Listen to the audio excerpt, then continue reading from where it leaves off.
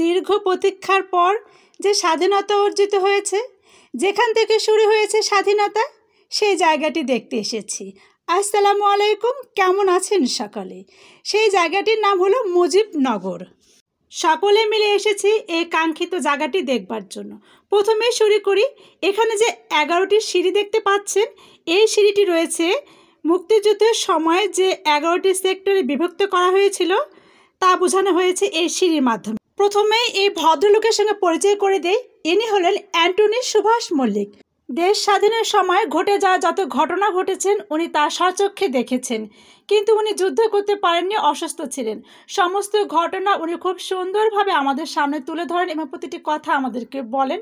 আমি যেটুকু জানতে পেরেছি ওনার মাধ্যমে, উনি আমাদেরকে সুন্দরভাবে সহযোগিতা করেন।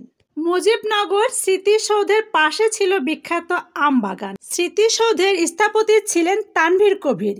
স্মৃতিসৌধের মূল কাজ নির্মাণ শুরু হয় 1987 সালে তৎকালীন প্রেসিডেন্ট হুসাইন মোহাম্মদ এরশাদ স্বাধীনতার স্মৃতি ধরে রাখতে 23 স্তর বিশিষ্ট স্মৃতিসৌধ নির্মাণ করেন।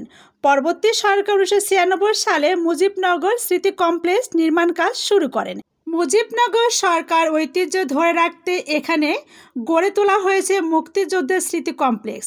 অসংখ্য পাথর রয়েছে যা দ্বারা 30 লক্ষ শহীদ ও মা বোনের সম্মানের প্রতি ঐতিহাসিক দায়বদ্ধতা ও স্মৃতিচারণ প্রকাশ করা হয়েছে।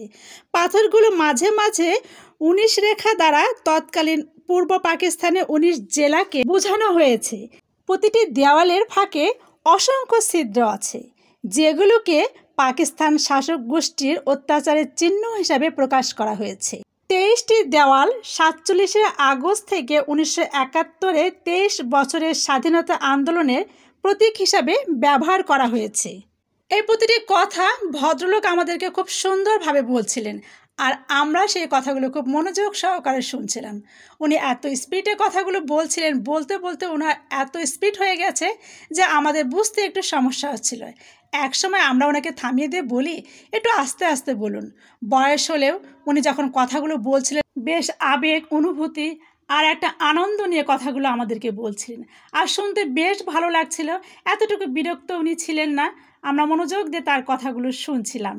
আর সবচেয়ে বড় কথা, আমরা বই পড়ে অনেক কিছু জানতে পারি এবং জানছি, কিন্তু ঘটে যাওয়া প্রতিটি ঘটনা, সেই সময় প্রতিটি ঘটে যাওয়া ঘটনা এখন যখন ওনার মুখ থেকে শুনছি, তখন যেন মনে হচ্ছে যেন বাস্তবতার কাছে দাঁড়িয়ে আছি। অমনি দেখতে পাই খুব সুন্দর একটা গাছ। ওনাকে জিজ্ঞাসা করা হলো এই গাছটি কি? উনি বলেন, স্বাধীন বেতার বাংলা ট্রান্সমিটার এই গাছের সঙ্গে বাঁধা ছিল। গাছটির বয়স 200 বছর হবে। দেখে অবাক লাগলো, এত দিনের পুরনো গাছ যেন স্বাধীন বাংলার সাক্ষী হিসাবে দাঁড়িয়ে আছে। আর এই যে সেই স্মৃতিস্তম্ভ, এখানে 23টি স্মৃতিস্তম্ভ আছে। আপনারা একটা একটা করে গুনে দেখতে পারেন। আমি সুন্দর করে ভিডিও করেছি আপনাদের জন্য।